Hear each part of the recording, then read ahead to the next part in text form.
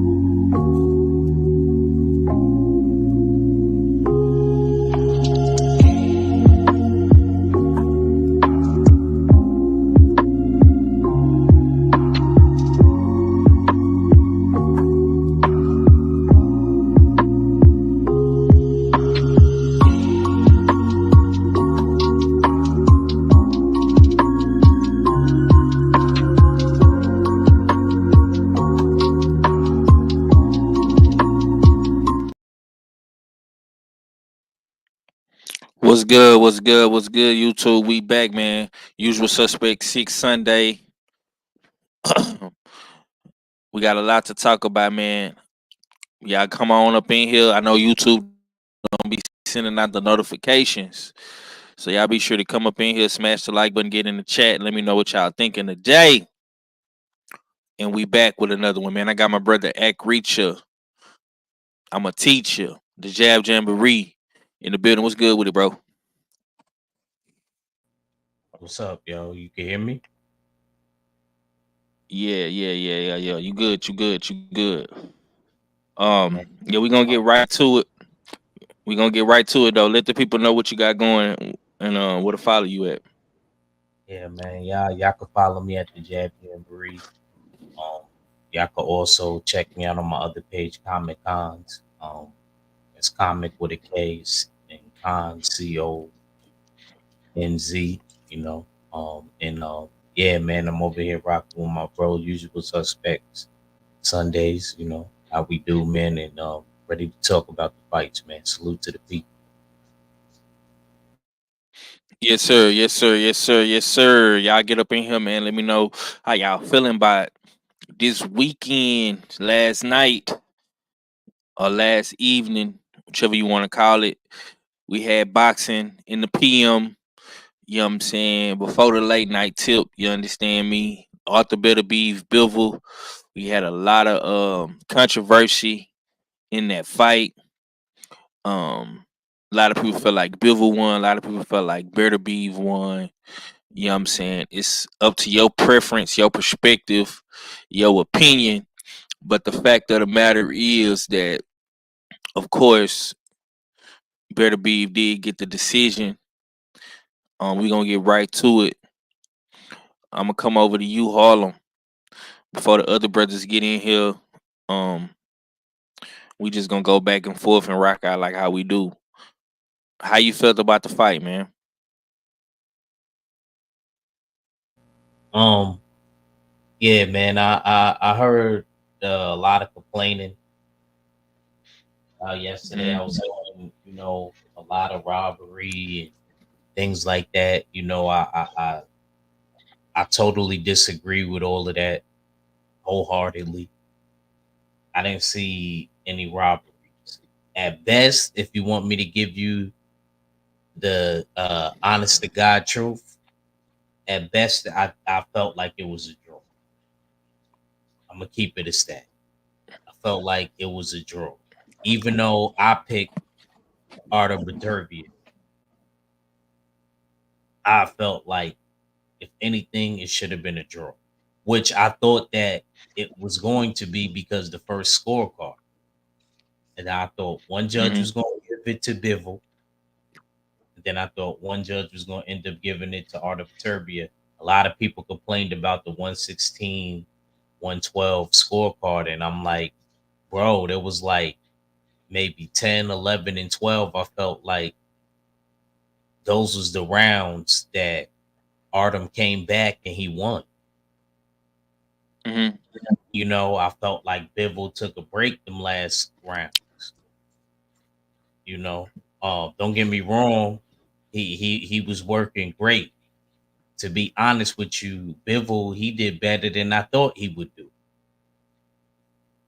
He did good. He was Mm-hmm. game. He was able to use his legs the whole fight.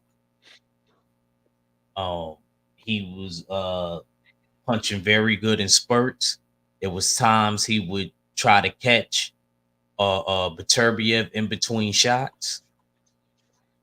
You Yeah. know, when Beterbiev, I mean, yeah, when Beterbiev was trying to get off his shots, it was kind of strange to me because uh maybe Beterbiev was rusty because he got off to a real slow start, even though he usually does that, but it was even slower than usual.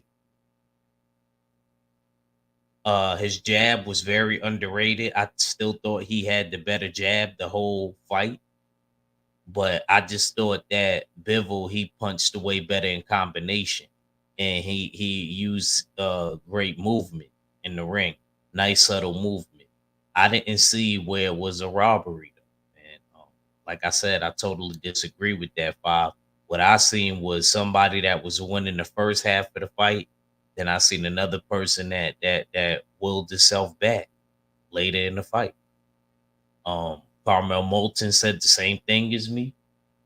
Greg Hackett, who outside of the LDBC, whose commentary I like to listen to because he's also a fighter too. Uh, he also thought it was a draw. Devin Haney, since all of y'all love Devin Haney's opinion, Devin Haney said the same thing. I didn't see no robberies, so I don't know, man. This whole thing, Bivol won and he got robbed. I didn't see that. I didn't see that. I seen at best the draw. But I'm gonna land the plane on there. Still was a solid fight. I just didn't think that it lived up to what I thought it was going to be. I thought the fight was going to be a bit more dramatic, but still in all a good fight. I'm happy that we finally got it, and we got an undisputed champion at 175 since Roy Jones Jr. Absolutely. Salute to the homie MJ Total Health and Wellness coming through. He says outside of the 8-4 scorecard, if Bibble wins one spring round, this fight is a draw, and I'm not mad at the decision. Okay, man, we got the one and only, the foreign correspondent as he goes by now, the art fella, the mad scientist, man. He is the the shop usual suspect 6.com. What's going down with it, bro? And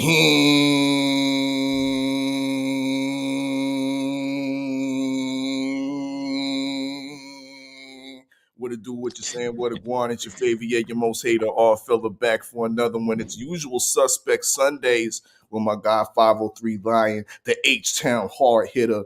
Smash that like button, share that stream. Damn right. It's a Usual Suspect thing. I'm in the Yes. undisputed drip, y'all. I'm in the undisputed drip. So make sure y'all shop usualsuspect6.com so y'all, you know what I mean, so y'all can get like us, you know what I mean? Get like us with the 4 crown, you know what I mean, the 4 belt, you know what I mean, T. And of course, we got the truckers on deck, you know what I mean, the 6 Lions, always LDBC based, but y'all know what it is, you know what I mean? So salute to the whole chat. And yeah, it was a great fight. Great.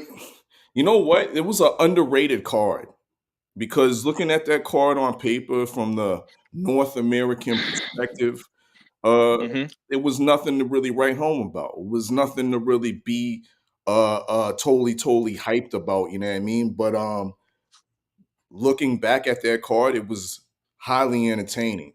You know what I mean? Highly entertaining. I just want to know. Shout out to Big Turk. Um, it's funny. All of us was backstage. We, you know what I mean? We watching the fights and whatnot, and we was kind of like how long is this going to take? You know what I mean? True indeed. Fabio Wardley ended the night quick, so they had a lot of time to make up for it. You know what I mean? But everybody was expecting that fight to go 12 rounds or at least go the distance, and it went one round. But so they had a lot of somewhat of a gap. You know what I mean? So then when we heard, oh, they're gonna have a musical presentation, they're gonna have a concert, Sierra, Missy, and Buster, they're gonna do their thing. Now, consensus backstage was like, "Oh, come on, we gonna get another musical performance? Nah, I ain't trying to see. We ain't trying to see that shit." You know what I mean? Get to the Mm-hmm. fights. Yo, when the performance Yeah. started, when the performances started, that shit was lit. That shit was lit. You know what I mean? That's how you start off. You know what I mean? A 4-crown championship bout. That shit was hype. You know what I mean? Uh, I'm not the biggest Busta Rhymes fan as of late, due to his perspective and his views on the origins of hip hop and somewhat disrespecting the FBA community. But set that aside, yeah, Mm. that was a dope performance. It looked like Grammy Award type shit. You know what I mean? Yeah, that was fire. So I'm glad that was introduced and implemented for a fight of this magnitude. Um, because of course with these two guys, they're not the most charismatic. Um, they don't have the biggest, I would say, the biggest fan base, the biggest cachet. So it was nice, Turk or Riyadh season to make that addition and make it even that much bigger and that much even more notable for them.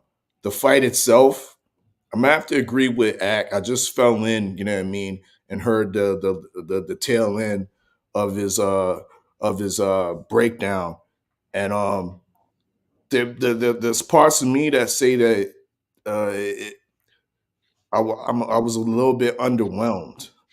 Yeah, Mm.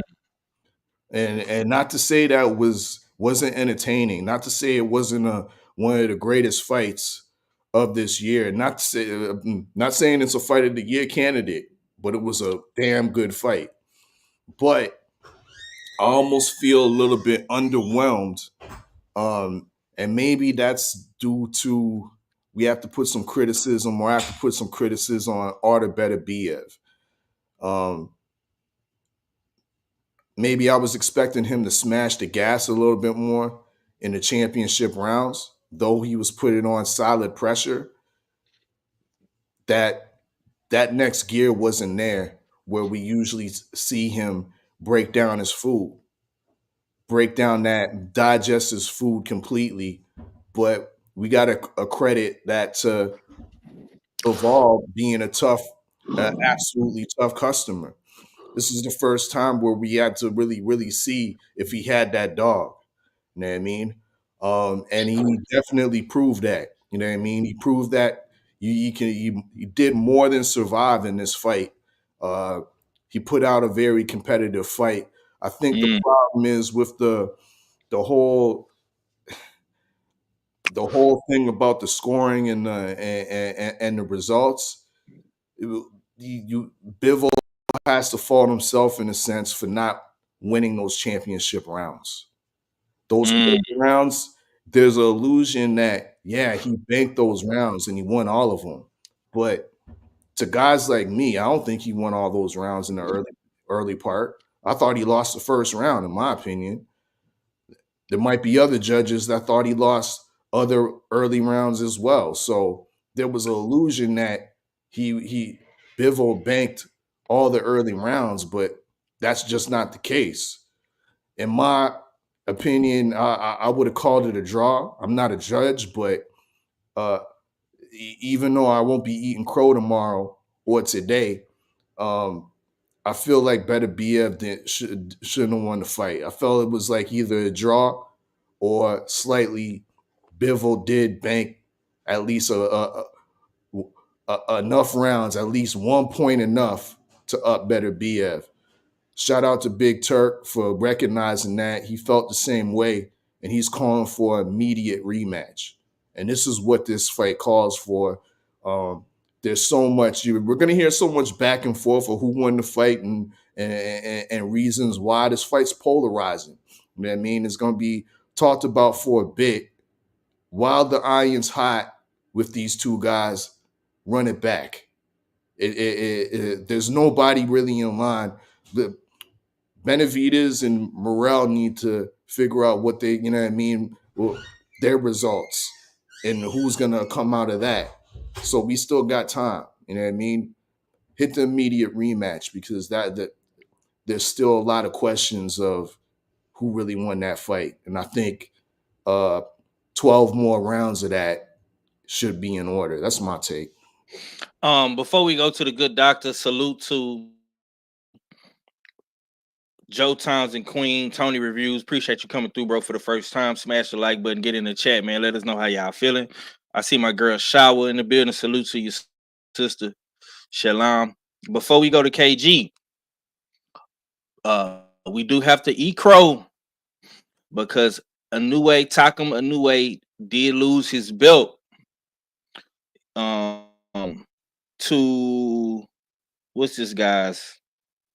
I don't know this guy's name. Yeah, Seiya Sasumi. Yeah. So real quick, we're gonna go and eat our little crow, man. We're gonna hold ourselves accountable, man, because yeah, Lil Inoue did lose. I'm so tired of being fat, but I keep on eating snacks.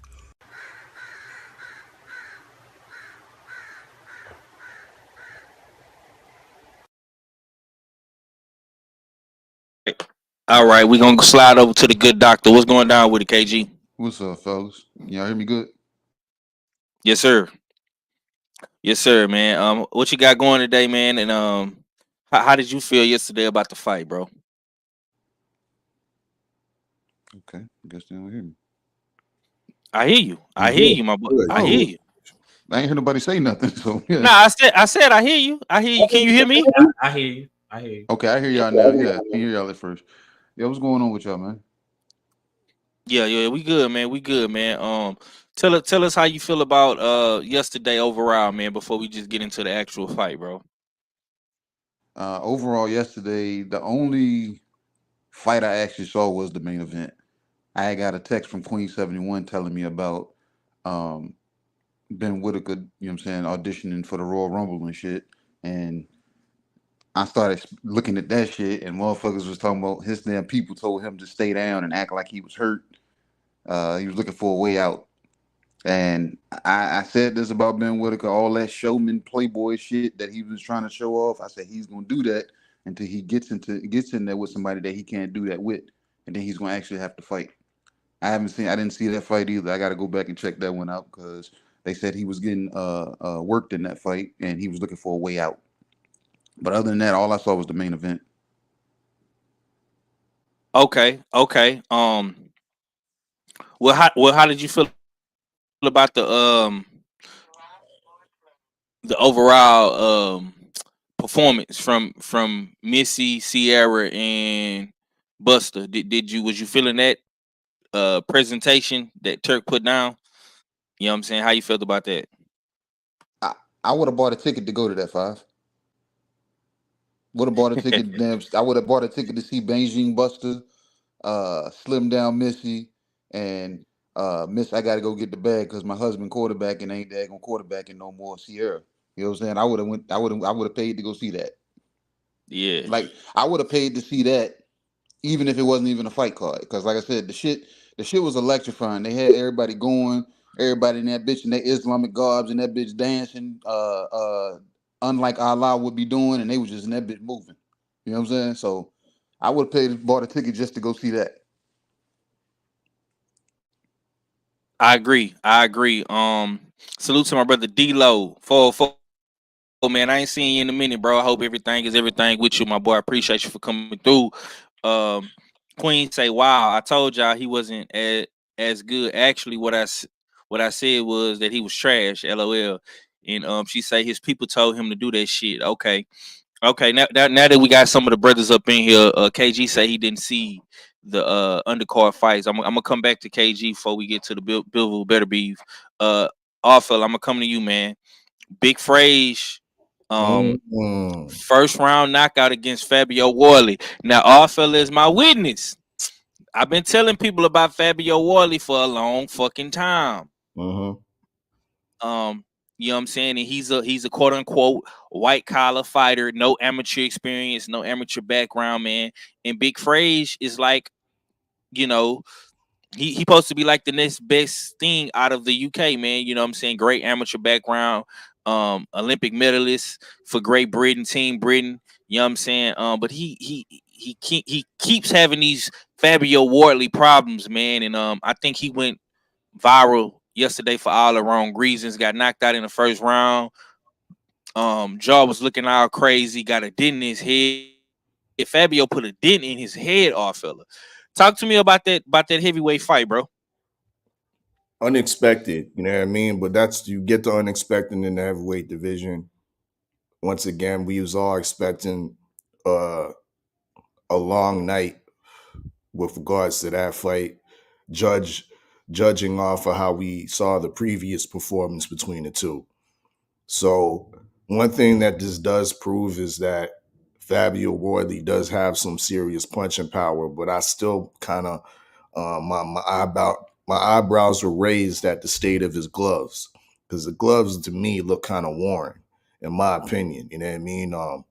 They they look worn and tattered, and that's kind of fishy to me. But nonetheless, Worley got a great stoppage. Frazier Clark made a fatal error after he was hurt initially. He kind of fought his way out of the corner and actually landed a nice uppercut on Worley. But after that uppercut, he tried to engage in a clinch and failed miserably with engaging in that clinch. He needs to learn how to clinch better when recovering, because that missed clinch opportunity led to his demise. And that's where he got caught up with his back halfway kind of turn. And Worley was able to land that right hand again, and then get him back in the corner, and then finish it off with that succeeding right hand that totally caved in or restructured Frazier Clark's jaw. You know what I mean? And to the point where the man was looking like he had a stroke, mouth all twisted up, uh, thinking that he gonna get up, and then you look at his face and his mouth is all screwed up. It was like, damn. You know what I mean? That's I don't know how he's gonna come back from this one. This is that type of a knockout might permanently weaken the resistance of Frazier Clark for the duration of his career. Once a guy that was once thought to have a durable chin, like you said earlier, he has a extensive amateur pedigree, bronze medalist, a lot of accolades, running with Team GB, fighting all type of in all type of international competitions against world class competitors on the amateur scale. But being hit like that puts a lot more mileage on his high dominant. Anyways, we got to remember Frazier Clark is not a young prospect at what less than 10 fights. He's 33 years old. So we might have another situation where we're looking at a guy that almost Joe Joyce, where he's being turned into a domestic level challenger, turned into a gatekeeper, turned into food for the real up and coming. So Worley, I think, officially introducing himself on the world stage, world class. I think he's a fringe world contender, and I want to see him in bigger fights, not no domestic level fights. I think he's deserved and to step on to the next level of international challenges, in that dip his foot in the pool of elite heavyweight contenders. But that's my take. Right, man. It was a bad situation for Big Frage, man. I hate to see Big Frage go down like that. A lot of people was hoping that he be the next best thing for the Great Brits out of the UK in the heavyweight division, but it's not looking too good for him, man. UK heavyweight boxing been taking a hit. All they big dogs, man, have been losing, man. We seen what happened with Tyson Fury. We seen what happened with AJ a couple weeks ago, man. That big phrase just went down. So, yeah, man, it's gonna take some building blocks for the Great Britain's heavyweight division. Daniel Dubois still out there. He doing his thing. Not looking too good for the rest of those guys, though, man. Eck, I'm gonna come over to you, man. I want to talk to you about Chris Eubank, Zermeta, man, Conor Ben. Um, we I know Conor Ben used to be your guy a while back before he got caught with that Great Britain soldier serum in his system. Um, do you, based off what you've seen from Chris Eubank, man, he did get a good win over Zermeta yesterday. Is that the fight you want to see next from Eubank? Do you want to finally see him and Conor Ben, you know, get they one off? How you feel about that fight? Um, yeah. I think it's time. I still think I'm still alright with Conor Ben. I just don't feel the same about him ever since he took that Captain Britain soldier serum. You ain't lying. Um, but I still think that it makes for an entertaining fight. I think that there's a great background story with their fathers leading up to them, and I think that they have a real issue with each other. So I think that it'll be a great build up, and I'm looking forward to that, man. I think that they should really try to push for that, make that fight happen. I think it's a big ticket seller in the UK. So I don't know why we not making this happen. I think this time, if the opportunity presents itself for Conor Ben, I don't think that he's going. I think that he's not going to leave any stone unturned. I don't think anything fishy will be going on, because I think that he really needs a big fight. Ever since he's been back, he hasn't really been in a big, a lucrative fight like that. So I think that he needs it a little bit more. Actually, no, they both need it, because I'm gonna be honest with you. I didn't like the guy that what's his name? I actually got to bang the gavel on him. I think I got to bring the gavel out of retirement. I know it's been a long time. I shouldn't have left y'all with that gavel, because I got to bang the gavel on you. You bang. That was nasty work. That was disgusting work. That's like, who is he fighting? Everybody else that be fighting over there in rider season. I call it rider season, because they be riding out. Nah, word. Is in danger. And I don't see that from Eubanks ever. It's like he does his usual pattern. Even Ben Whitaker was over there in danger yesterday. I watched. He was in serious danger. I kind of had a feeling about Ben Whitaker too, just like KG was talking. But as far as Eubanks, didn't see him in no danger. He was up to his usual antics. I need to see him in danger. You know what I mean? The last time I seen him in danger was Liam Smith, and he didn't expect that, and neither did we. So, that's all I really got on that. I kind of want to see them collaborate and make it happen. Agreed. Salute to my sister Tay Tay. She coming through showing love. She say that picture of Arthur and Khabib, they gotta be related. Act. Yeah, you're not lying. You know what I'm saying? They look just alike, man. But yeah, man, that's the fight right there. I think that needs to be made. I think that would be the next big fight over there in the UK next to the AJ Dubois. Um, you know, situation. But Conor Ben, man, you've been talking a lot of trash. You've been coming to America because you've been suspended over there in the UK from your drug uh cheat scandal controversy.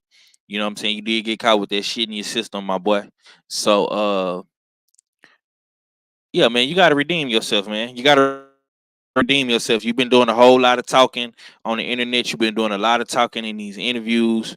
And if you gonna beat Eubanks, if you're gonna get Eubanks, man, I think 2025 is the time to do that. You know what I'm saying? He been staying active, you've been staying active, Eddie been keeping you active in America. So we shall see what happens next. Yeah, the ban is, rumor has it that the ban is finna get lifted. UCAD is finna um reinstate and lift the ban from Conor Ben. So he been on a suspension for quite some time, man. I want to say damn near at least almost 2 years. You know what I'm saying? He ain't fought over there in the UK in a while. So I think that ban is finna be lifted. You know what I'm saying? Um we shall see what happens. But yeah, man, let's get back to the Arthur Beterbiev and Bivol. You know what I'm saying? Now KG broke the shit down so perfect. And I feel like everything KG said Friday, it kind of came into play. I'm gonna slide back to you, good doctor. What was your initial reaction when we was watching the fight last night? And how do you feel about it this morning? Do you feel like it was a robbery? Do you feel like Arthur Beterbiev did enough to win? Was it a draw? What's your take? My initial response was Bivol won the fight. And I picked Beterbiev to win. I wasn't mad at the fight at all. I kind of wasn't even mad at the decision because I'm not. But you know what I'm saying, and I don't say that to say that Bivol didn't do enough.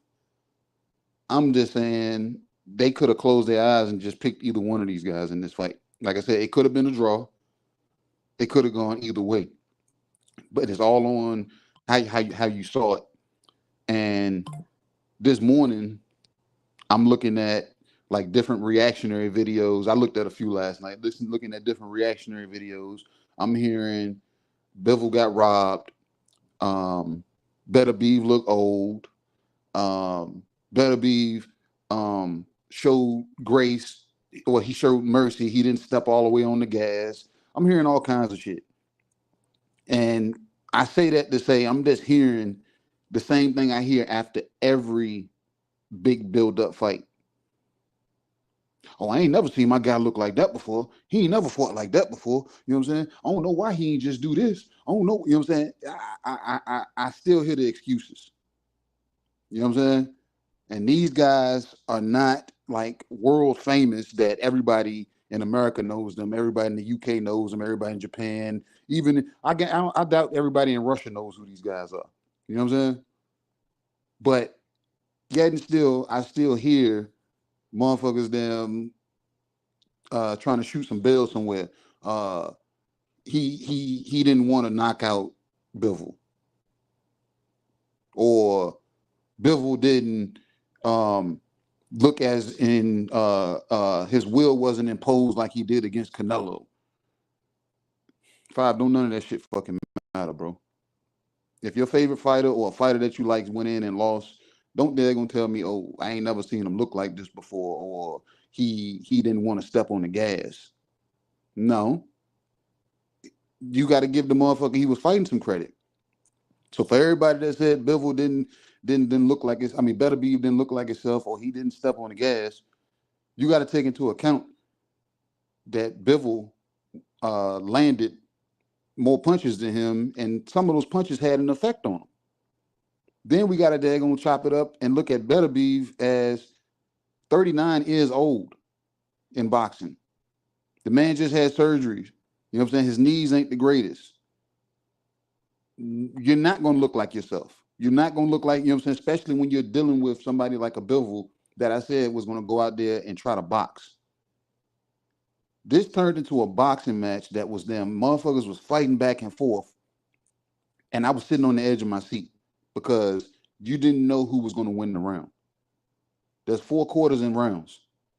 Bivol will come out and start off jabbing and boxing, and then Beterbiev would they're gonna jump all over him, and then they're coast and have space in between, and Bivol would throw daggone fucking combos and flurry of punches toward the end of rounds.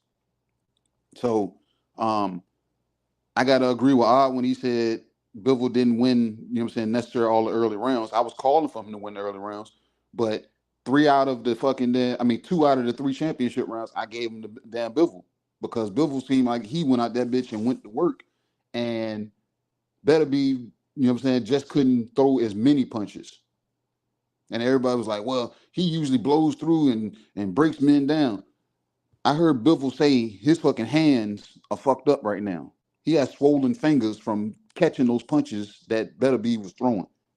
So he did what he had to do and kept his guard up and allowed a lot of those punches to hit his hands and his arms.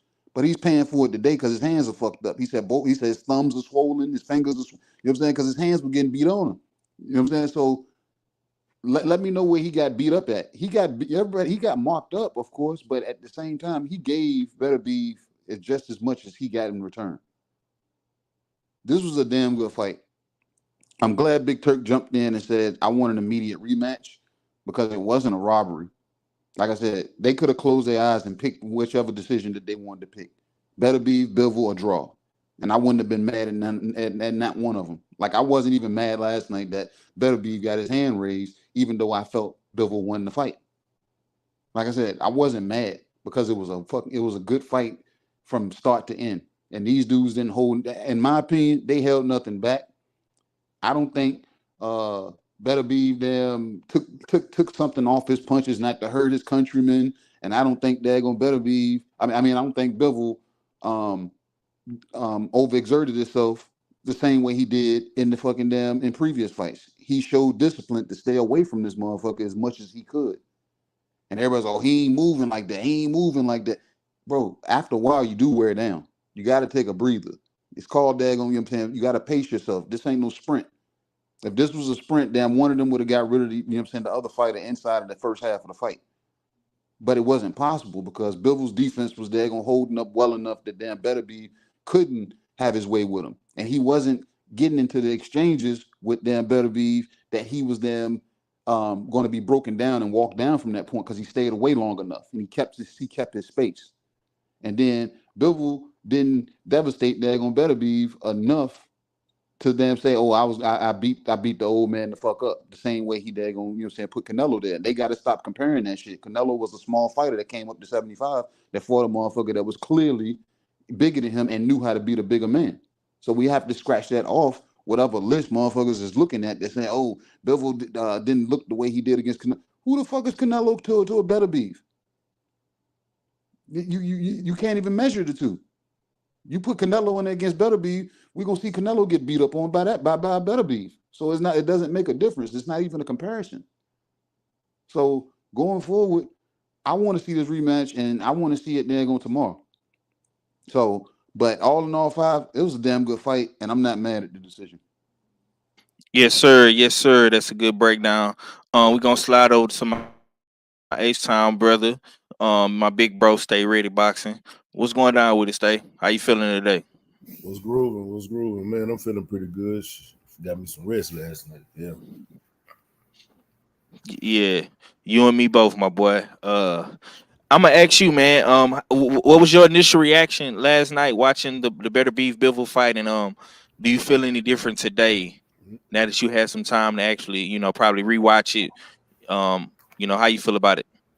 I'm gonna be honest with you, bro, and this is just me being straight up honest with you. The fact that we even got the fight, I'm happy. I didn't see a robbery, and I'm gonna tell you something. Most of these motherfuckers that's calling out robbery don't even know how to judge a fight. We should be happy that they even fought last night.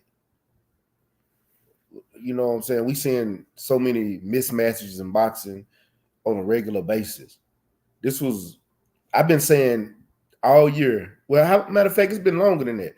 I've been wanting to see this fight for years, bro. Then when they finally announced it, I'm like, this is gonna be the biggest fight, the best fight of the fucking year. Because it's this is the true meaning of the best fight and the best. And it was at the point nobody knew who was gonna win before the fight.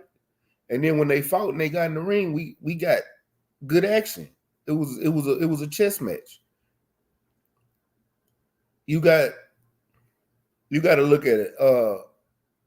Bivol got off, but so did Beterbiev. Beterbiev was also stalking him down, being the aggressor.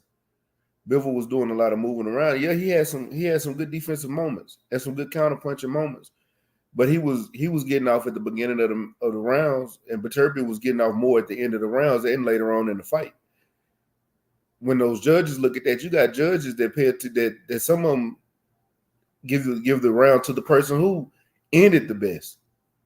So you most of these people they go off of what.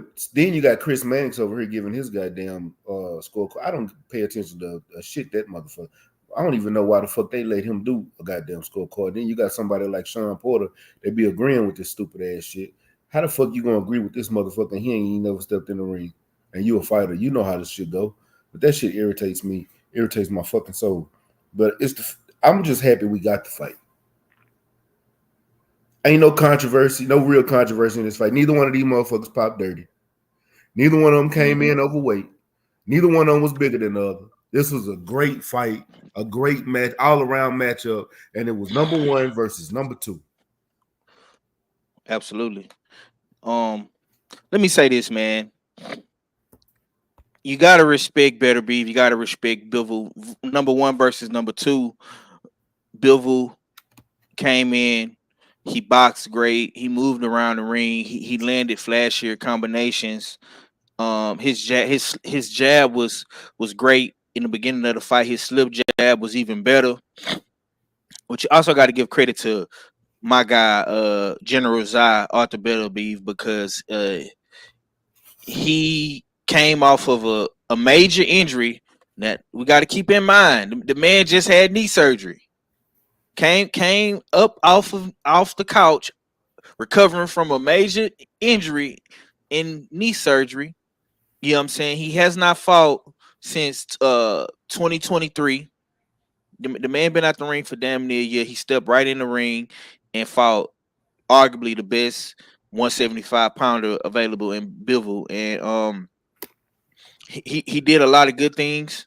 We didn't get to see the old Arthur Beterbiev that we're used to seeing, the guy that, you know, hurts people, destroys people, breaks people down. We didn't get to see that Arthur Beterbiev, man. But once again, if you know boxing, then you know when most of the time when guys step up and they fighting, you know, the number 2 guy, the number 3 guy, the number 4 guy in the division, man. Normally those fights go the distance. Now, in certain cases, you know, somebody gets knocked out or somebody get hurt or somebody gets stopped. But we didn't see that last night because Bivol was defensively sound. This was a high-speed, tactical chess match. Bivol made a lot of mistakes in there. He got caught with some body shots. He got hurt, but he was able to recover quickly. Bivol, you know, was frustrating the fuck out of Beterbiev with that jab, with that right hand, with the quick feet. And he slowed down a little bit to the second half of the fight, and Beterbiev was able to win those later rounds. Honestly, I think Beterbiev won the last 4 rounds, maybe the 9th round, the 10th round, the 11th round, and the 12th round. And once again, in those championship rounds, bro, you really have to establish yourself as the dominant fighter, and I feel like Beterbiev did that. Also, Bivol was getting hurt. Beterbiev was catching him with the more effective punches that was causing and inflicting a lot of damage. Like I say, we seen Bivol's eye, and like KG alluded to, we seen the fingers. I mean, well, we heard that Bivol's fingers was swollen up from, you know, catching so many punches. And I'm gonna be real, a lot of those punches that Bivol was throwing, bro, a lot of them shits was not landing. A lot of them was not landing. Better, like I say, and I said this Friday on the Bellway. Bivol is an underrated puncher. He don't get a lot of credit for his punching. And Beterbiev is an underrated boxer. He does not get credit for being a good boxer, and he is a good boxer. You have to have somewhat of a good boxing skill to knock guys out at a high clip, like how Beterbiev has been doing. Look at a Tank Davis. Tank Davis is another underrated boxer who does not get credit for his boxing skill because he knocks people out. But if you pay attention to these knockout artists, bro, they're trapping dudes, they're setting up shots, they're using their jab, they're counterpunching, bro. That all comes back to being a great boxer. That all comes back to being a master of the sweet science, and that's what Better Beef is.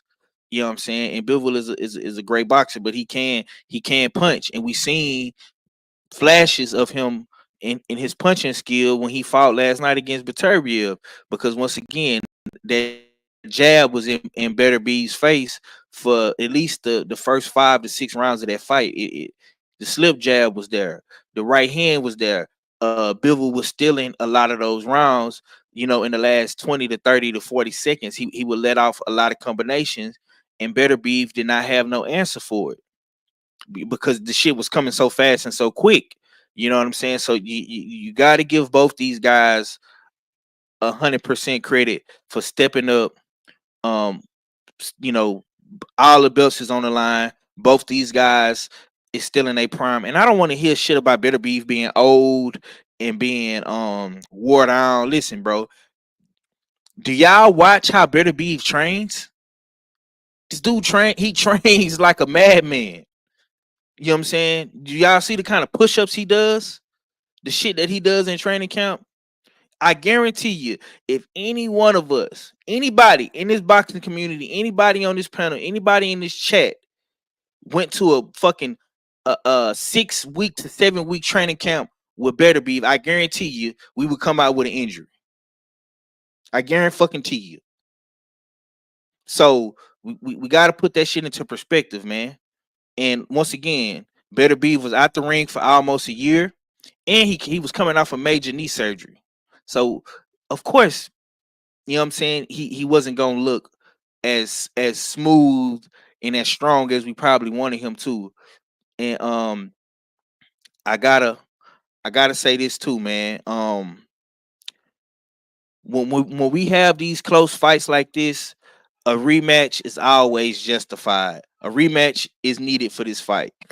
Point blank, period. A lot of people gonna feel like Bivol won. A lot of people gonna say it was a draw. Some people is gonna say Beterbiev won. But let's go ahead and keep pushing. I see you in the chat, Mahari. Salute to you, bro. I got a question real quick. Go ahead, bro. Do you think we're gonna get the same fight we got this last time in the rematch though? Like what do y'all think? Now I'm not asking for an outcome. I'm just asking what adjustments do you think each one of these fighters need to make or are gonna make for the next fight? I'll say this, and we can go down the line. I think that Better Beef will be more in rhythm. I think he'll be more in sync with what he's actually trying to do. And I think Bivol will step a little bit more up in the fight in regards to trying to be more assertive with his offense and not move so much, because now he knows and he knows what to expect as far as the punching power and what he can take and what he can't take. You know what I'm saying? So that'll be my adjustments in the fight. What you got on that, act?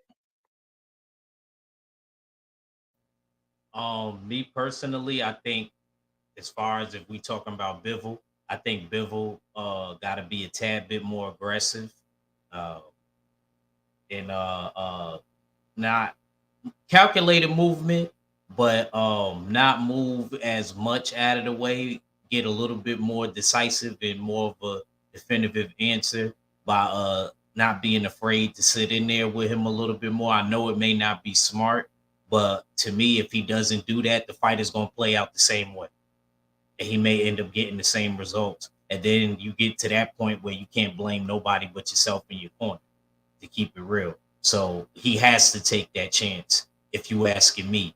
he has to be a little bit more aggressive, and he has to put the pressure a little bit more on Art to maybe wear out the knock knees a little bit. And as far as uh Beterbiev, I feel the same way. I feel like he has to go, try to break Bivol down just a little bit more, because there was a couple rounds where I felt like the last couple rounds where I felt like 10, 11, and 12 where he did really well. And even towards the end of them rounds, I forgot which one it was. Maybe it was 10, maybe it was 11. It was one of those rounds where I thought he could have got Bivol out of it. Like when Bivol was really hurt, there was a shot he threw to the head and the body, and Bivol slowed down, and all he was doing was trying to smother his work and hold a little bit. So I thought that he was hurt. So, and I understand that Beterbiev probably didn't want to punch himself out, but I think if he would have did a little bit more of that in the beginning, it would have been way less of a closer fight. So I think that he has to be a little bit more consistent with his work.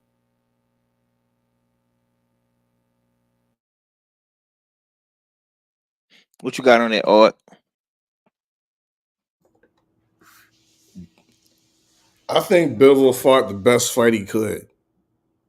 And in the next fight, he should just do more of the same, because what he was doing in the earlier rounds was highly effective, a damn near blueprint into beating Artur Beterbiev. Where he lost is where is when he got hurt to the body, which gave, of course, more momentum to Beterbiev. So once again, in this upcoming rematch, I think Bivol should just do more of the same. Just try to make sure you're avoiding or blocking those shots to your body, because it seemed like where Bivol was most affected is when Beterbiev was targeting the body. Those were dramatic scenes, and still were like the starts of when Beterbiev started putting together his punches after a body punch that was landed and Bivol got hurt. For Beterbiev, segue right into my last point. He didn't necessarily step off the gas, but what he did do was step off the body attack. He had Bivol hurt to the body on consecutive times, multiple times. Midway through the fight, I think it was round 4, round 5, and later on in the fight, where Ak alluded to, where there could have been a chance where Beterbiev could have got Bivol out of there. But I think in this next fight for the rematch, Beterbiev needs to frequently and not frequently target the body of Bivol, his greatest success in the fight. The chink in Bivol's armor, is, so to speak. Once again, the game tape is there. Every time Bivol was affected negatively, it wasn't to the head, it was to the body. So go ahead in that next fight and persistently target that body, and then the head will fall. But that's my take.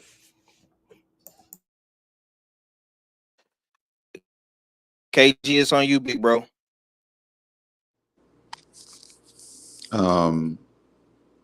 Bivol wins this next fight if he does a lot of what he did in this fight, but he has to minimize what he catches in the exchanges. Minimize the exchanges, box at range, and instead of being there for punches, the exchange, make Beterbiev miss those punches. And I know he can't miss them all, but minimize the punches that he's able to either land or hit the high guard with. Bivol can actually outbox Dagon Beterbiev. He has to just stay lateral. He has to stay moving. You know what I'm saying? As long as he's moving, Beterbiev is not gonna pick up a damn, you know what I'm saying, get into a groove. And y'all seen when Bivol would hit Beterbiev would try to exchange back, and looking at the replay, those punches were missed. So as long as if he does get into the exchange, keep it at his range where he can stay away and load up on the punches that he know he can load up on, especially when Beterbiev misses. And he can stay the course. Like I said, he can win the next one based off of, you know what I'm saying, my take on Friday and the readjustment that I'm speaking on now. Now, as far as Beterbiev, kind of like what our fellow was saying, but not so much to the body. I want him to do more to the body, but not like be overactive to the body. I want the body punches to be more so to slow Bivol down. You know what I'm saying? And instead of looking to get, you know what I'm saying, into exchanges or throw punches right back when Bivol throws punches back, realize that Bivol is being lateral and being, you know what I'm saying, having a lot of movement. Don't time his punches, time his movement. Throw punches where he's going, not where he was. That'll freeze up Bivol a lot, and throw combos, you know what I'm saying, that start at the head and work his way to the body. Because Beterbiev has a thing where he throws up top and he stays there. Now, if he throws some up top, Bivol goes straight to the high guard. Land something up high, you can have a few throwaways to keep him, to make sure his hands stay up top, and then throw two to the body. The body will break down from that point. You know what I'm saying? And I know we do it in reverse. You know what I'm saying? You kill the body, the head will follow. No, throw him at Bivol's head because he utilizes the high guard a lot. So get his hands busy and comfortable constantly going up, and then throw shots to the body. And then when he starts realizing that you're throwing shots to the body, now you can feint the body and throw punches where he's going, because Bivol is throwing punches while he's moving. So throw the punches where he's going. You'll freeze him from that point. Now, all that movement will stop, and Bivol will be stuck in front of him. So it's a balance on how either one of these fighters could win going forward, because they both could win going forward. You know what I'm saying? If Bivol daggone, you know what I'm saying, utilizes cutting off the angles, working up top and selling, and then selling out to the body, and then just daggone throwing punches where he's going, and Bivol can pretty much outbox daggone Beterbiev if he stays at range and minimizes the exchanges and trying to sit back and take what comes back. Just, you know what I'm saying, be there for it to miss an inch, and they're gonna catch him and make him pay. Just don't look to hurt Beterbiev, just make him pay. So yeah, I want to see this fight this weekend coming up. I do. Yeah, salute. Hey, stay ready. What you got? Well, I'm gonna start with, if he said this weekend he gonna lose because them fingers ain't good. He ain't gonna be able to block too many more punches. That pain that set in now, that swelling, yeah. But I'm gonna be honest with you. I agree with both of what KG and our fella said. Bivol just got to keep doing what he was doing. But the thing is, he's going to also have to be more active in the round if he wants to win these fights. He's going to have to. He did a good job in spurts of counter punching, because I even in one round he caught Beterbiev, hurt him, and he was able to put together a barrage of punches to get Beterbiev off of him, and that's when Beterbiev grabbed and hold.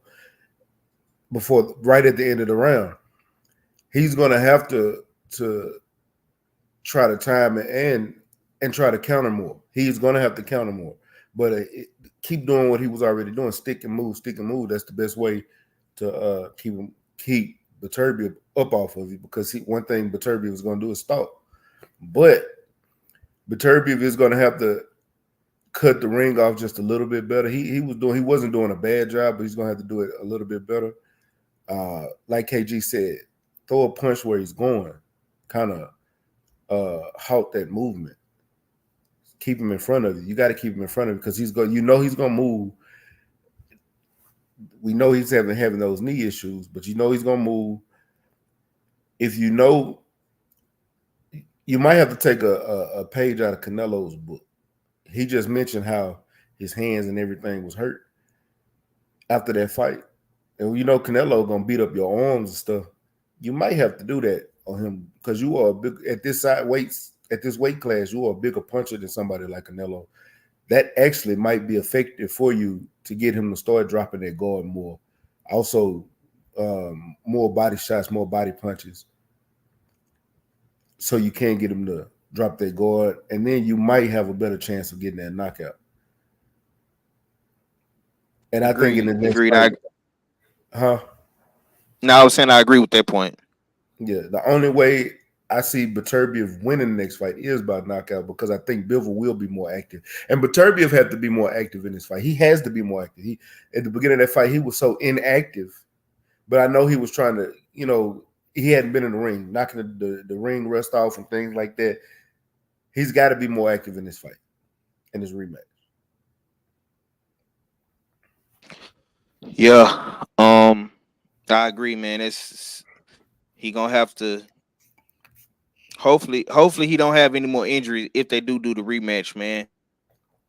But let's get into some more topics. This is Charlo right here, man, talking to Demetrius Andrade. Let's see what Charlo has to say. Answer the phone, bro. Add him to the call. Add him. Y'all can hear it live, bro. He's scared, bro. Talk all this politic ass shit. Now I ain't from Rhode Island. What's poppin'? Let's get Boo Boo, then we get Caleb, we Canelo. Like, what's up? He calling me out. I'm down to fight. Me and Andrade will be a good fight. I ain't gonna lie. I'm locked in. Like, I'll fight Andrade. It's gonna be a good fight. Like, for real. Let's do it. I want the Boo Boo fight. But if I don't get the Boo Boo fight, y'all tune in December 14th. I'm gonna fight somebody. You know what I mean? Caleb Plant. I'll fight Caleb. Okay. Ack, I'm gonna come to you, man. Charlo been very vocal. Ronnie Shields been very vocal on Fight Hype. He did an interview as well. They trying to lock in Demetrius Andrade. We talked about this a little bit on your show. Now, let me ask you this: if Charlo does not get the Andrade fight, would you be disappointed?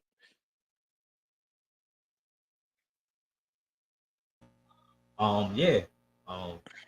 I mean, I guess he's coming back, so I can't all the way get at him and stuff like that. But still, I think that would be good for both of them.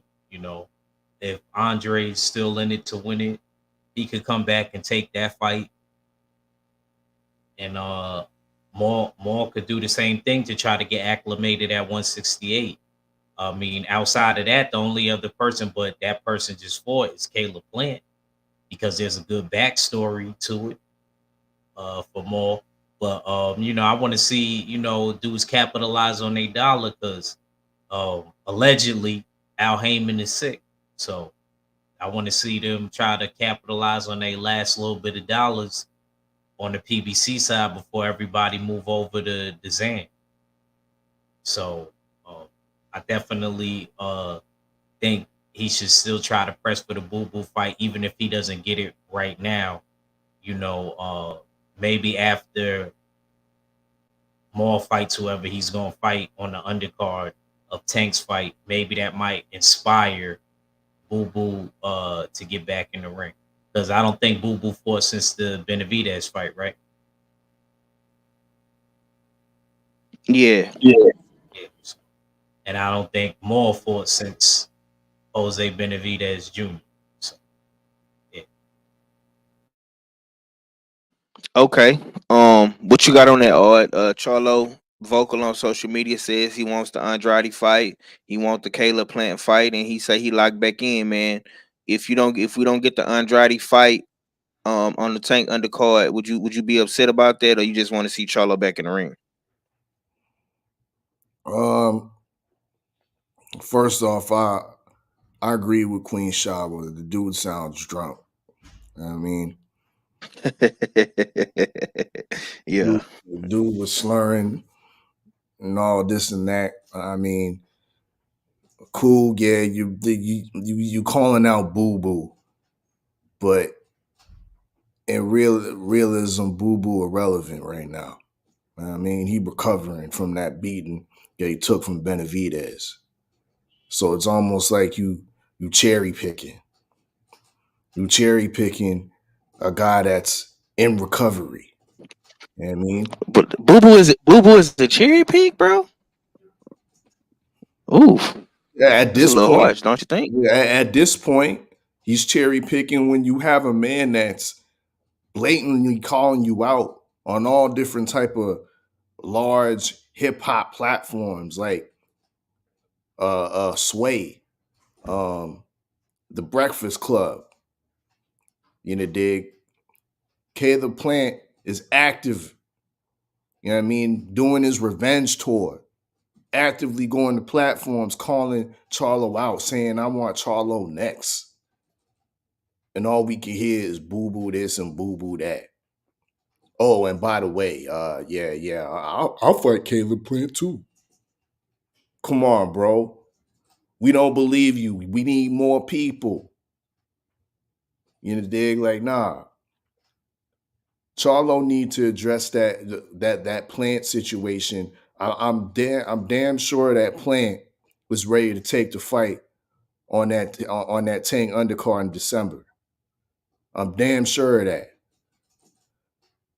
Address the slap that you took in the public from K the Plant, but you out here calling for boo boo once again, trying to recover from a debilitating loss. That was a rough loss that he took from David Benavidez.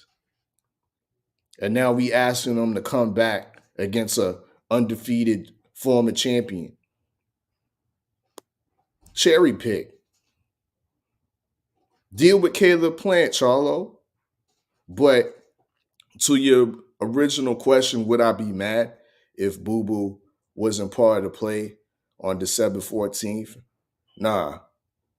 This Charlo needs to get active, but I would like to see him get active with a guy that's actively calling him out and Caleb Plant. That's my take. Yeah, man. Yeah, PYP. We talking about Mild Charlo, not Male Charlo. Male fought Canelo. You know what I'm saying? So we probably got them mixed up, but we talking about that was Mild Charlo. You know what I'm saying? But yeah, that cherry pick talk is diabolical. That's our fella though, man. You know what I'm saying? He definitely gonna take it to Planet Hard. KG, what you got on this, big bro? That nigga Onfield call that a cherry pick. That's crazy, And ain't it? I thought I was the only one. And Maul been just as inactive as daggone Boo Boo. What are we talking about? Hello. Like wouldn't this be a comeback fight for both of them? I favor Boo Boo in there. I'm with you. Yeah, I kind of favor Boo Boo in that fight. You know what I'm saying? But do you not remember what David did to him? Yeah, but that was like you years ago. See that as a possible mileage and a concern? Nigga, the last time they both fought was on the same undercard. I mean, when did that fight happen? November of last year. Thanksgiving weekend. Cut it out, Odd. And they fought on the same card. Both. Yeah, Boo Boo need a tune up. You don't need no big fight right nigga, they can. Maul is a tune up. Hey, real quick. Did you see how bad Jamal looked fighting Jose Benavidez on that same undercard? I felt it. They're tune up for each other. Same fighters. They're tune up for each other. Yeah. That's what I'm saying, bro. I thought I'm like, bro, what is he talking about, bro? I don't know. Go ahead, KG. Go ahead, bro. Go ahead. Look, ain't neither one of these niggas the cherry pick, but them niggas was at the daggone fucking jam cherry harvest, goddammit. You know what I'm saying? But hey, they ain't pick each other. This ain't no cherry pick. Both these niggas just tune up for each other. I wouldn't be mad at this damn fight. I would just be mad at the Charlo, you know what I'm saying, twins, because of all the shit of the history that they said they'll never fight the motherfucker because of the bullshit and all this, that, and the third. You know what I'm saying? So if he do spin the block and fight, I'm gonna look at Maul look kind of sideways. I'm like, oh, so you kind of went looking for this nigga when you said you wasn't gonna fight this nigga because of how the fights were supposed to go down back in the day, and they fell apart. You know what I'm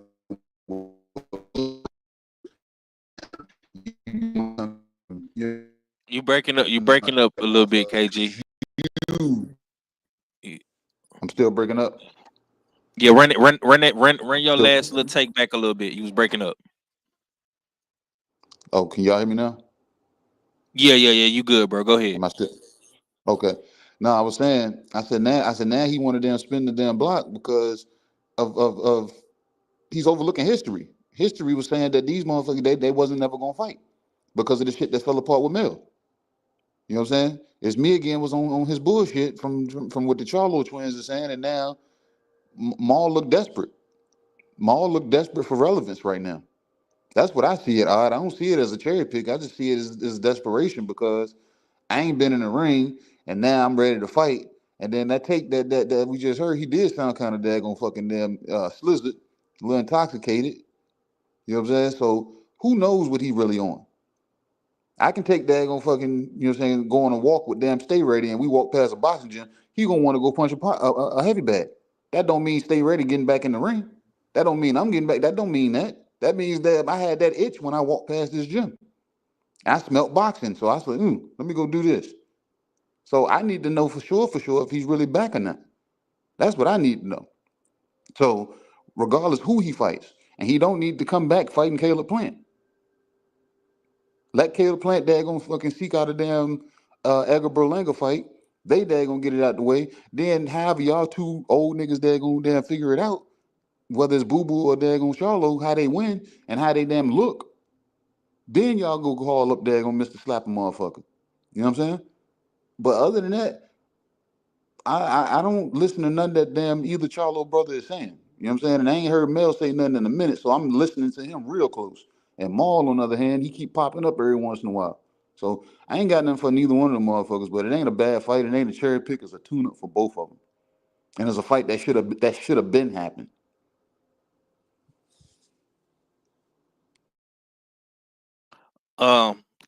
Stay Ready. You had a lot to say about what all fellas said. What's your take, man? Do you want to see Maul Andrade?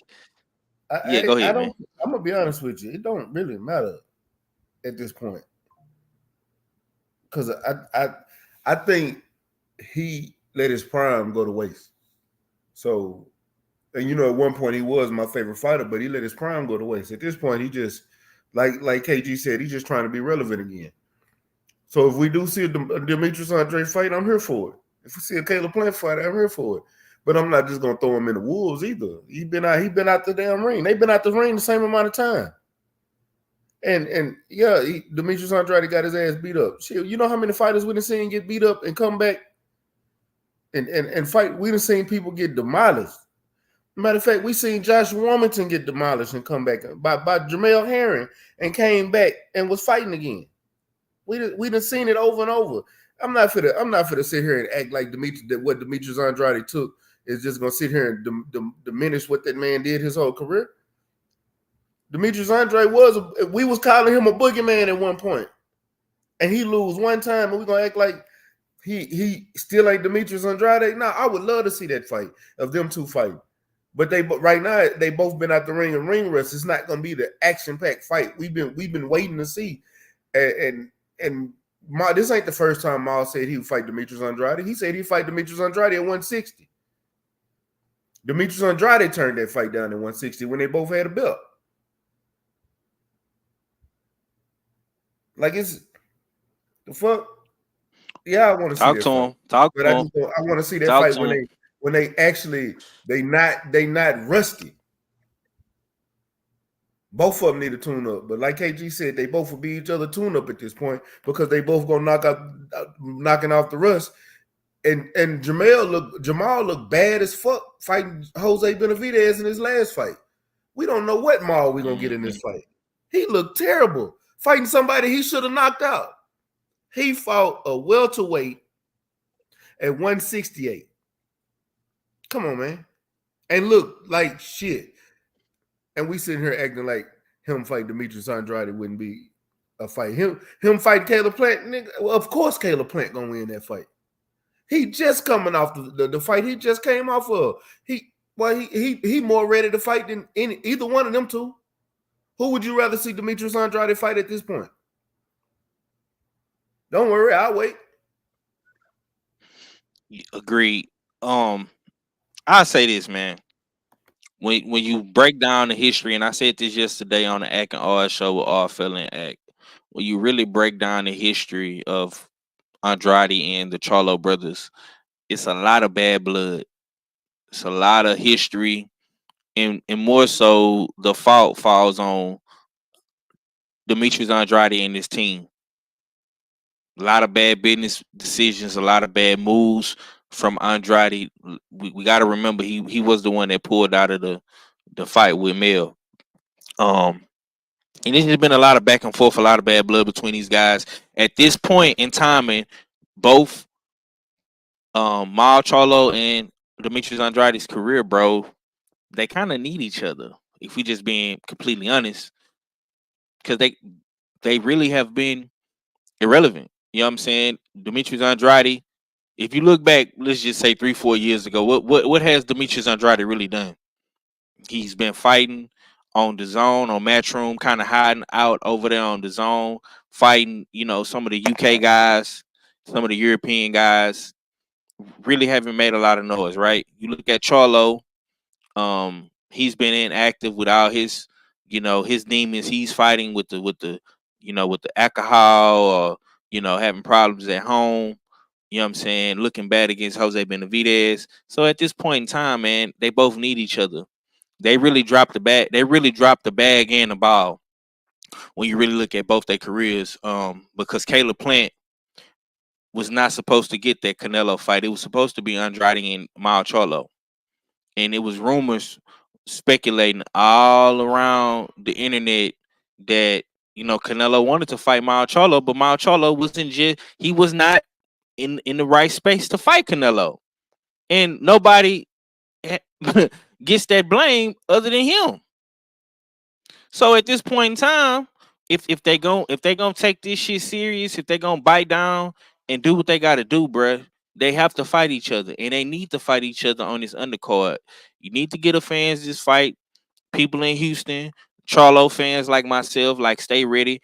If Mal Charlo fights Demetrius Andrade, bro, you're gonna have a lot of Charlo fans pull up to that fight. You're gonna have a lot of Charlo fans buy that fight. You're gonna have a lot of Demetrius Andrade fans buy that fight.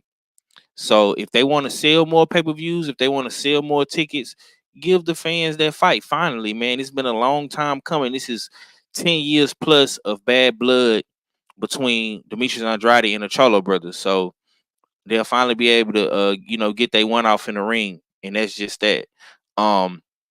Okay, man, moving forward, man. I want to get back to this Bivol situation, man. Now, it's nothing like a scorned woman.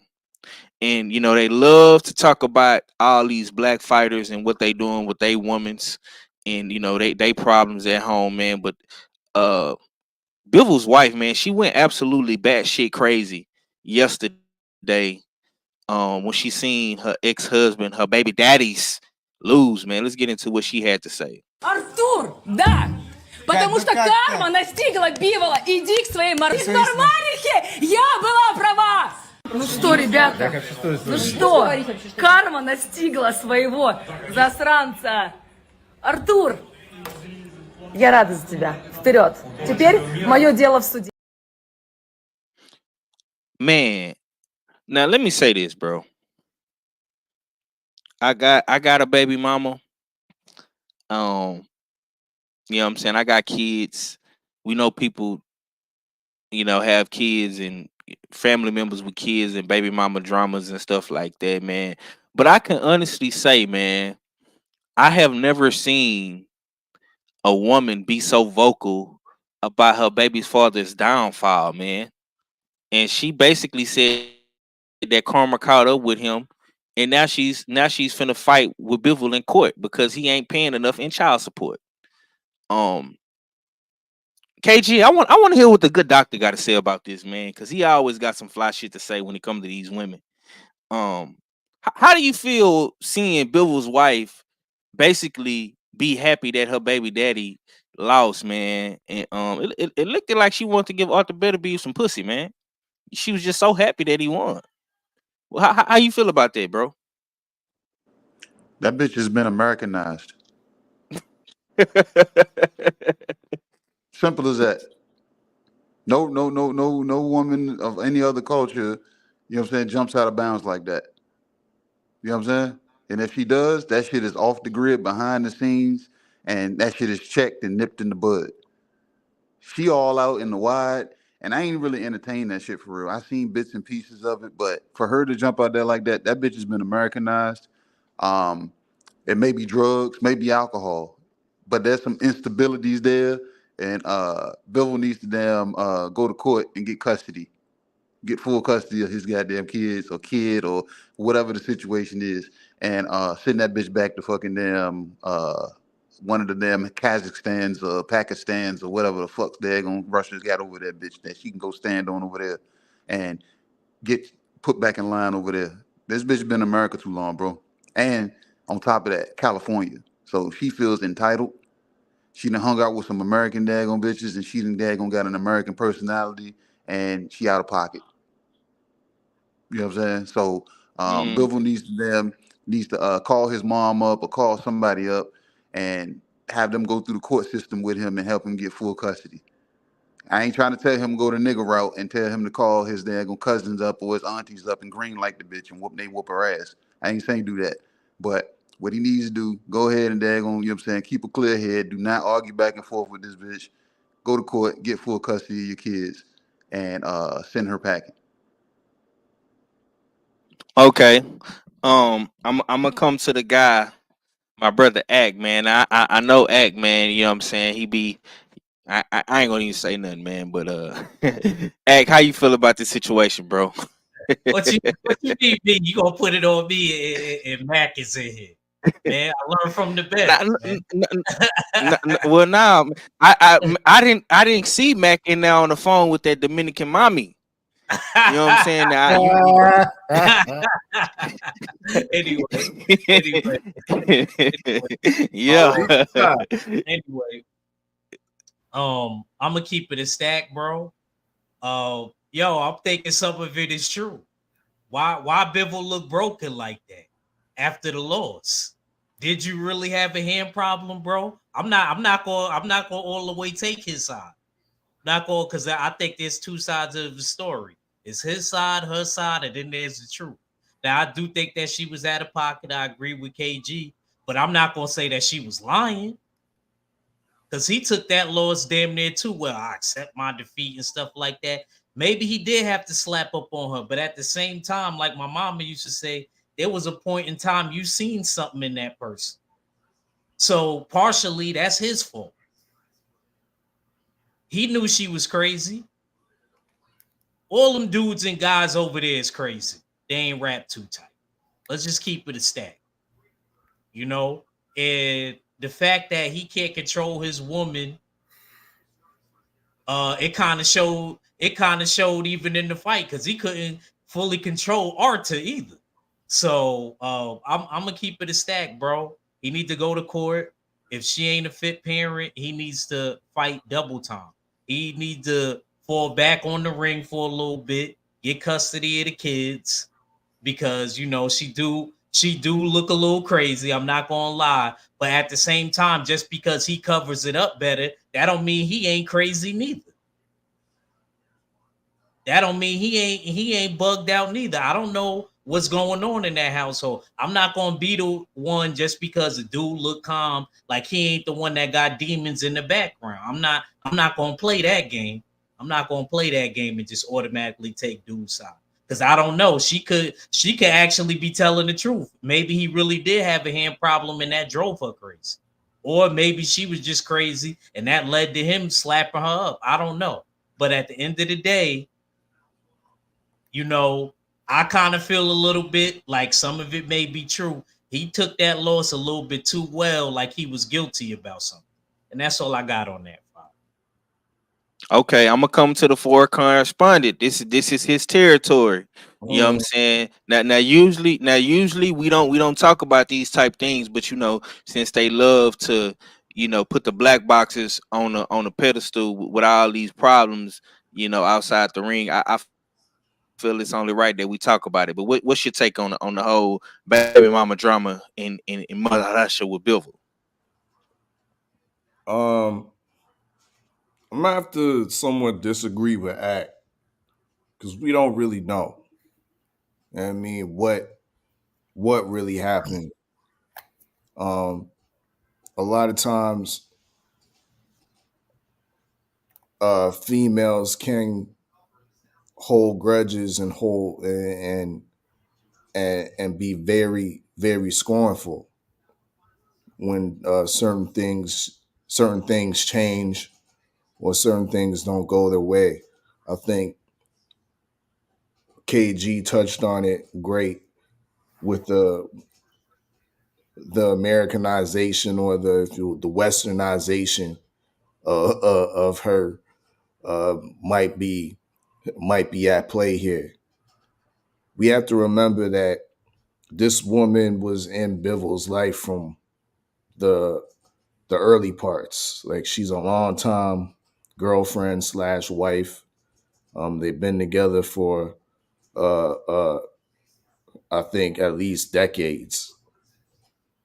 Um, so she was there from the beginning when Bivol wasn't a star, didn't have no money like that. Was just on I guess the Russian amateur team and whatnot. So she was there from the get go. But as things go on, it might have been a match made in heaven. But as your career progresses, you become you gain notoriety, you gain some money, and your woman she she she witnesses that too. She comes accustomed to the lifestyle, being like, once again being in California. You know what I mean? Eating the fine foods, drinking the fine wines and whatnot. So you become accustomed to that.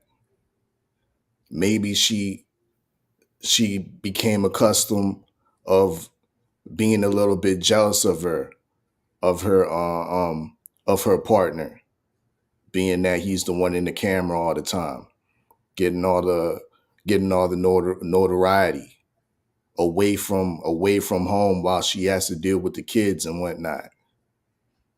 Then insecurities play into the woman's mind, thinking that while he's off training or while he's doing media things, training and media sessions, that he's out there with another woman. It all goes back to insecurities about infidelity a lot of the time. So I think this is something that uh, is highly in play with this situation. But at the end of the day, she's well out of pocket. Well out of pocket. Um,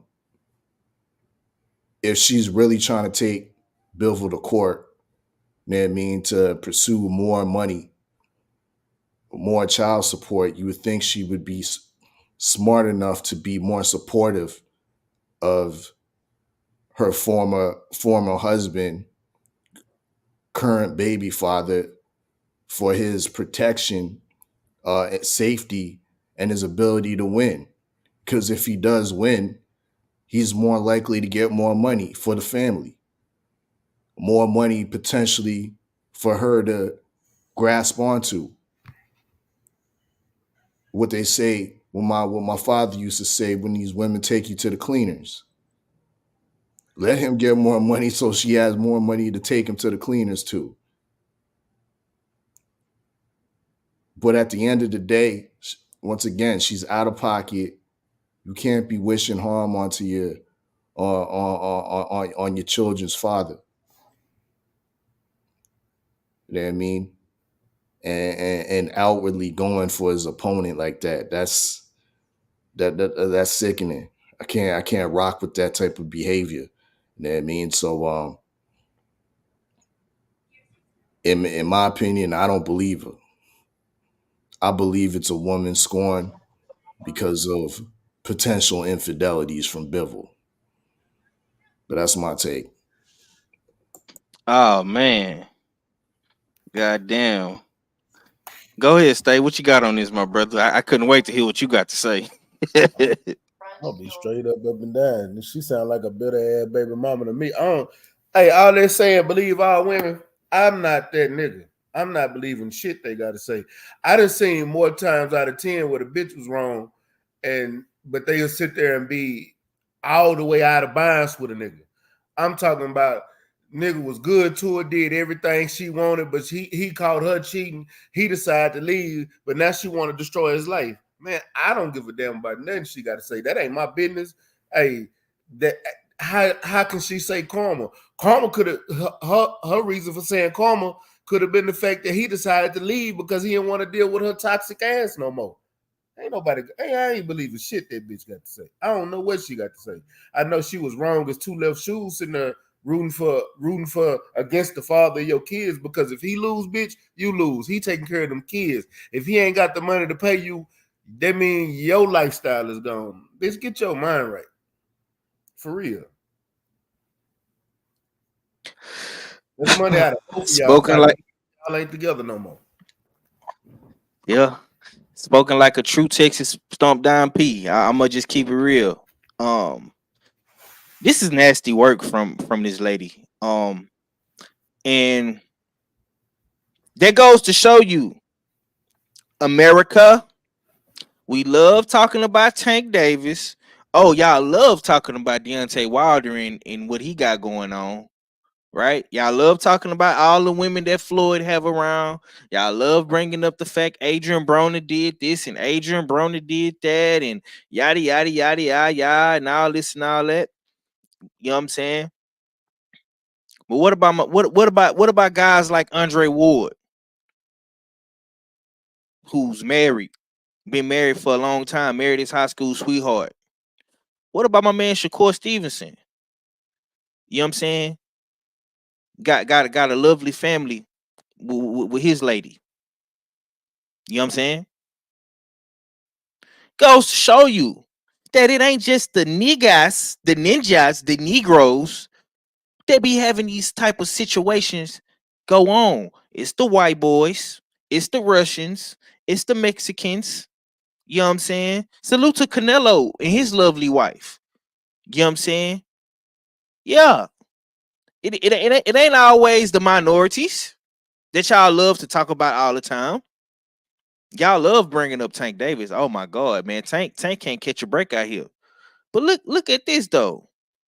This lady was publicly rooting against her baby daddy, praying on the downfall of this man. And like Stay Ready just said, at the end of the day, bro, if you don't make money, you don't get paid, lady. You want your baby daddy to be out here making millions of dollars, because that's gonna trickle down to you and your kids in some effect, form, shape, or fashion. You know what I'm saying? Now, truth be told, we know why you really mad for real. You mad because you thought that you was gonna get all this money that you be seeing all these other women get in child support. That's what you really thought. But see, that shit didn't go in your favor, lady. Because guess what? You're not American. You didn't grow up in America. You're not a real American citizen. So you don't get to reap the American woman's benefits. You know what I'm saying? But you know, it is what it is, and it ain't what it ain't, man. I like I say, I hate to see any man. I don't give a damn if it's Russian, Mexican, black, American, Caucasian. I don't give a damn what it is. I hate to see any man have baby mama drama, and I hate to see any man that has a bitter baby mama, that's publicly rooting for his downfall. Bad enough Bivol has to deal with all these crazy ass boxing fans out here. You know what I'm saying? He just came off a tough loss, and here come his baby mama talking shit. This is nasty work. And I'm glad Bivol got away from that motherfucker because she seemed like she crazy and she toxic. And I hope that he get his kids. We need more fathers that have custody of their motherfucking kids. And that's in all races. It ain't just black. I want to see fathers have custody of their kids, man. Especially if you out here and you are the fucking provider. You are the breadwinner in a relationship. You out here motherfucking making sure your family got everything they need. He deserved to get custody of them kids, man. It's very, very disgusting.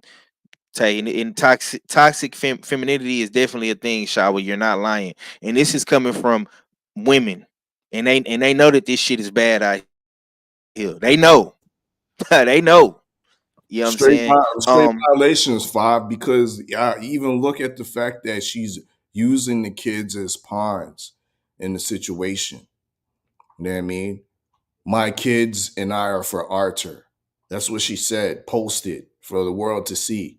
Yeah, it's right there on the background. I found that. I found it publicly. Imagine what she's doing behind the scenes, poisoning the children to the perspective of the father Bivol out there. Well, imagine what she's doing behind the scenes. Right. Straight violation. She's out of pocket, bro. Nah, you're not lying, man. Last one. Let's get it to some Eddie Hearn.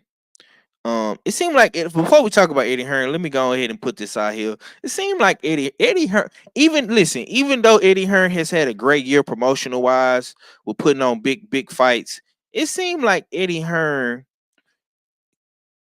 can't catch a break out here. He can't. Well, not let me not say a break. It seemed like Eddie Hearn can't catch a win out here. He can't piss a win. He can't fish a win. He can't see a win.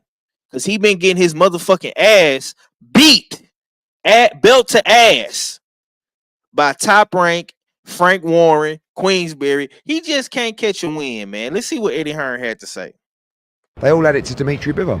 And then you hear 116, 112. How can you give Dimitri Bivol 4 rounds in that fight? It's like...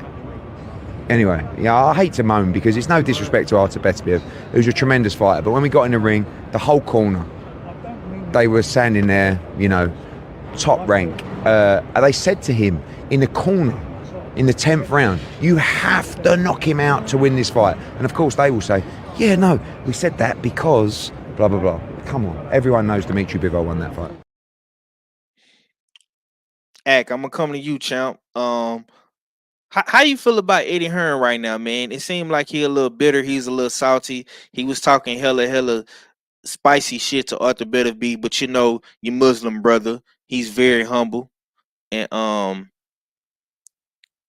he wasn't going for it, man. But how you feel thus far, man, seeing that Eddie Hearn did not get any major wins this year in any of his big fights? You're on mute, Ak, if you know. Okay, Ak must have stepped away for a few seconds. I'm gonna come to you, R fella. What you got on there, bro?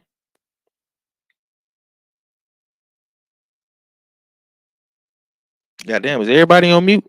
Yeah, my bad. Okay. Go ahead with what was the question again? Now, how you feel about Eddie? Eddie Hearn not being able to catch a win this year. He's lost pretty much every major fight. Going up against Top Rank, he lost to Bud. He lost to Frank Warren in a 5v5. AJ just lost to Daniel Dubois. You know what I'm saying? Now Bivol just lost to Beterbiev. How you feeling about Eddie right now? I mean, I think his response is expected. In one way, this is another extension of that 5v5. A fighter that Eddie was co-promoting, Eddie was backing, and doing a great job of letting the world know and anybody that will listen to him, that Bivol was the guy that could beat Beterbiev, the only guy. There's no man that can beat Beterbiev except one, Dmitry Bivol. That was his moniker. Eddie was so close to getting a win over Queensbury, so close to having one of his top top fighters under his promotion get a win in a big fight. So to have that being kind of taken away from him, I can understand his saltiness.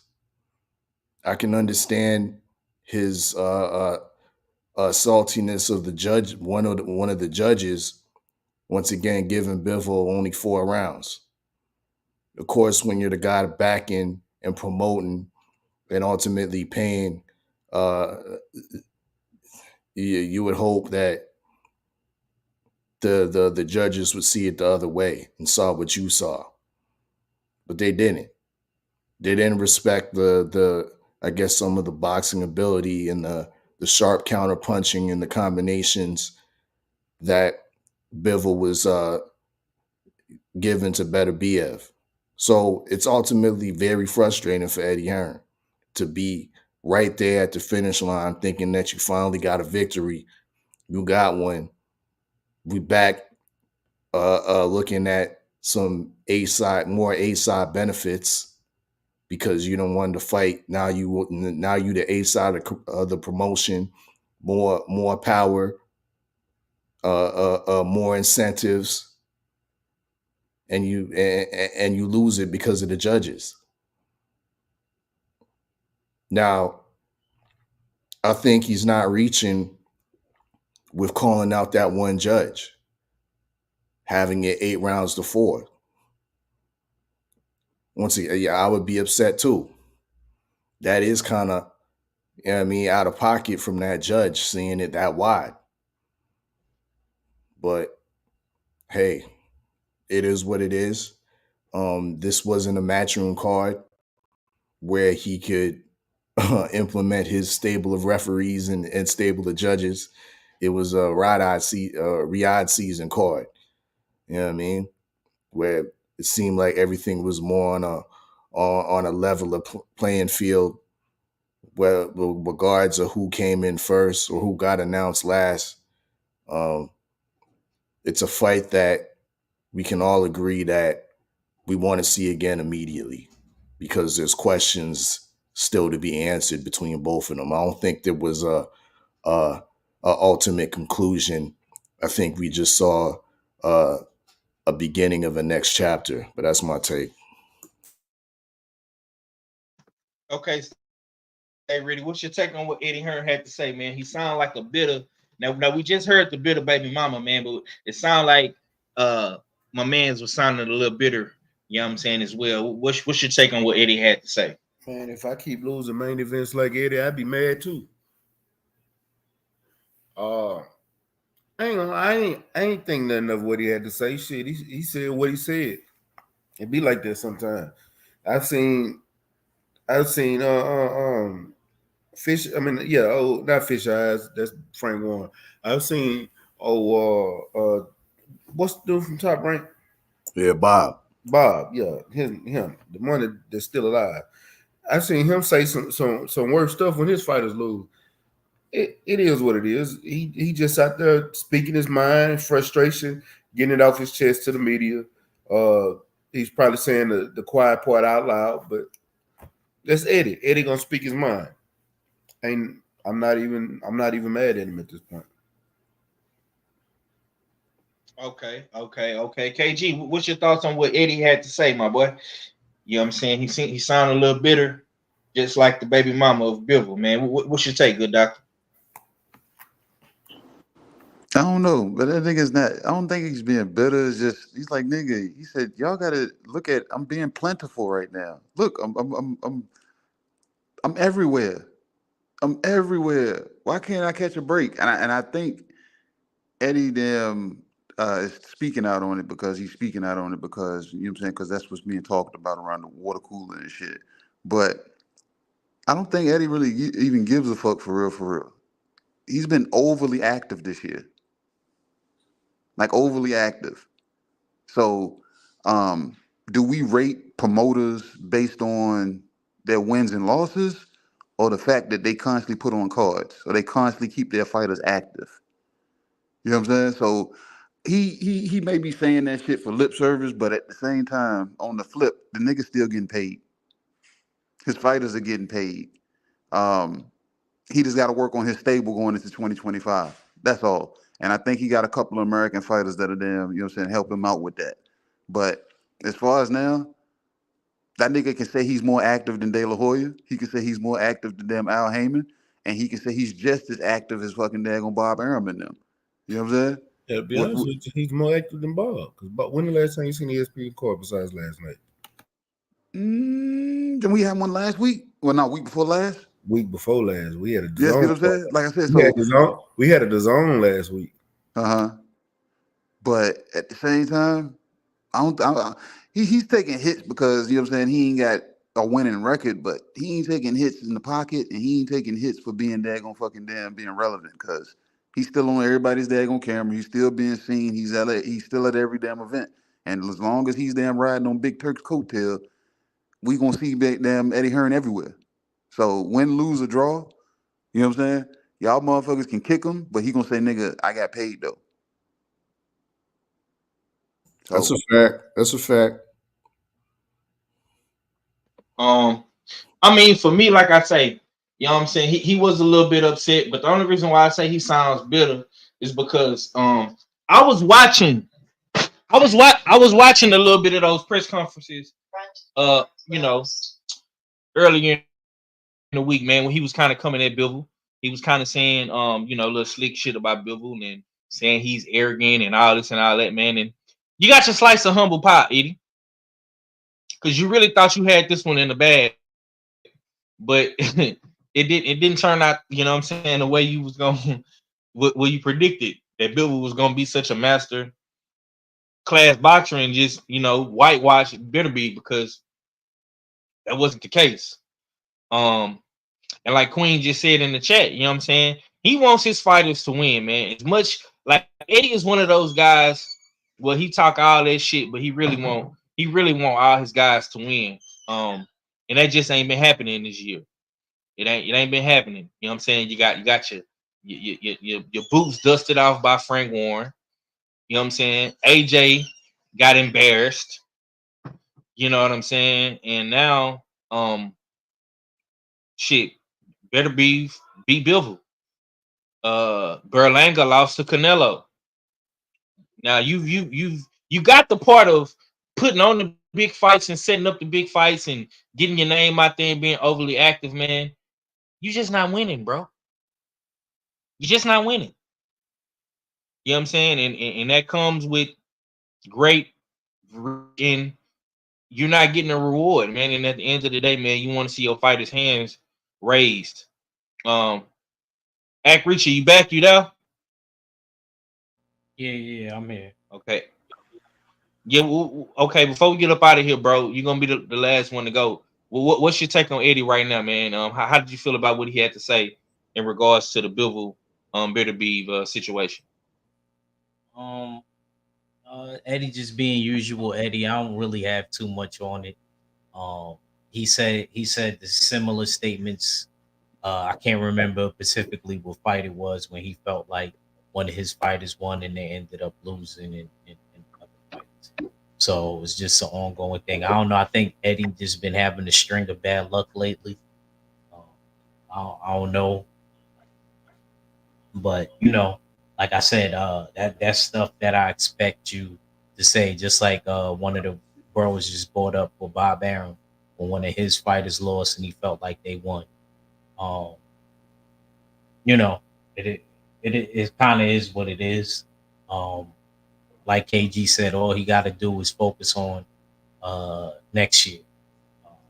And he definitely does have a couple of American fighters like Boots. He got Shakur and Bam Rodriguez that could definitely get their hands raised in the future. So, yeah, this is one of them ones that's a big loss because it was for all the marbles, it was for undisputed and things like that, and stuff like that definitely matters and won't be forgotten about. But at the same time, I'm pretty sure there'll be a rematch, and who knows, it could be a whole different outcome in the rematch. So we just gotta wait and see. Yeah, for sure, man. On that note, man, we're gonna get up out of here. I gotta get ready for my kids' game today. I hate these fucking Sunday games. But just the last one of the season. We'll be back tomorrow on the Beltway. I know Red gonna be popping his shit. You know what I'm saying? Being the guy that he is. We got boxing next week. Hopefully everything goes through with the PBC card, with the Tim Zoo card. My boy Carlos Action Jackson is on that card. Hopefully, KG can work his magic. We'll probably get to talk to Los or something. I don't know. Hopefully, you know what I'm saying. And we, like I say, we got some fights coming towards the end of the year, man. Like I say, we got next week PBC. We got some top ranked shit coming with Oshaki and Conceição, Valdez, Navarrete. We got Tank Davis, Lamont Roach, man, Usyk Fury 2. You know what I'm saying? So I think we're gonna end the year off pretty good, man. We got a bunch of fights to get to at the end, towards the end of the year, man. All fella, go ahead and close us out, bro. Indeed. Once again, make sure y'all shop usualsuspect6.com. Prescriptions by the good doctor is available now. Supplements, beetroot, apple cider vinegar gummies, as well as ashwagandha pepper and pepper. So yeah, y'all go check that out at shopusualsuspect6.com. Of course, a plethora of different drip is on the site as well. Salute to the chat. Salute to the usual suspect 6, always a dope cook. You know what I mean? Breaking down the latest news in boxing and the latest fights. We'll be back on the Beltway tomorrow. Supreme Beats Boxing Talk. You know what I mean? So make sure y'all subscribe to that if you haven't subscribed. But yeah, it's your favorite, your most hated all filler. Salute to the usual suspects. Salute to the LDBC. And I'm Gizon. And on that note, man, we're gonna get up out of here. Y'all be sure to tune in tomorrow, man. 7:30. Bullshitting on the Beltway, man. Supreme Beast Boxing Talk, man. Cadillac Red, Good Dr. KG, man, and the rest of the usual suspects, man.